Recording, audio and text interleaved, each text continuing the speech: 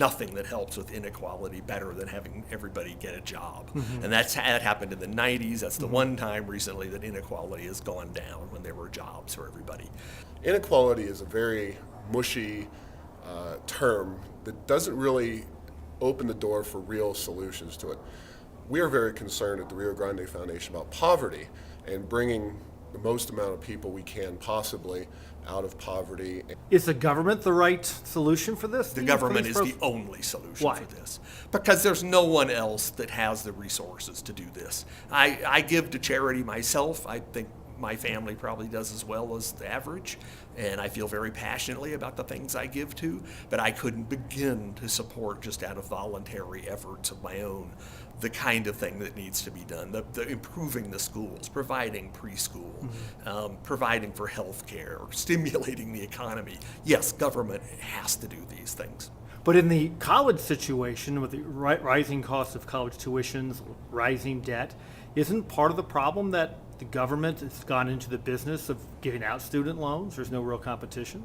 I think there are undoubtedly things we could do to tweak that system, and maybe tweak is too light a word. To get control over college tuition, I think, is important.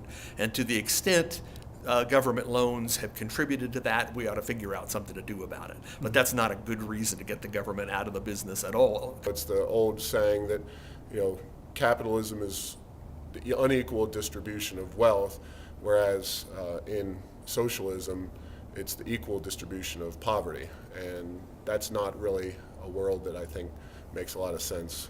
But the United States is relatively free, and there seems to be a growing level of inequality. There has been a growing inequality, but there's been growing inequality all over the world. The OECD, which is the organization that kind of represents the established economies of the world, did a report recently on inequality, and they basically said, we don't have any specific ways of solving inequality. Poverty, on the other hand, has a solution, and it's free markets. Another thing we could do is raise the minimum wage. I mean, if you work hard, you ought to be able to get a fair wage for what you do, and it's way below where it used to be. It ought to be raised again.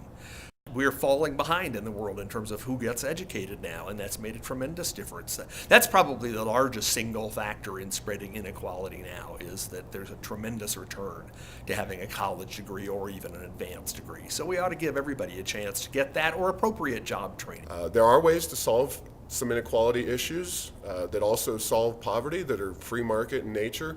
One is school choice and improving education access for all people. We have a system that unfortunately makes the lowest income levels exposed to the worst educators, the worst people in terms of the education establishment.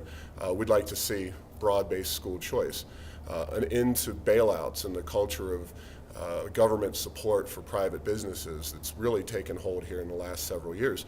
This is a blatant transfer of wealth from low-income people to wealthy people. So it will never, in fact, I don't advocate eliminating inequality, but what I'm for is equality of opportunity, and I'm going to try to emphasize that. People need a chance to get ahead. That's why I talk about education and healthcare and things that, it's not a handout, it's giving people the tools they need to get ahead in this world, just like Americans like to do. And of course there's regulations, and regulations have a very long track record of being given the protection to the politically connected classes, those who can afford a lobbyist, and low-income, moderate-income people don't have lobbyists in Santa Fe and Washington, D.C. to go get their protection.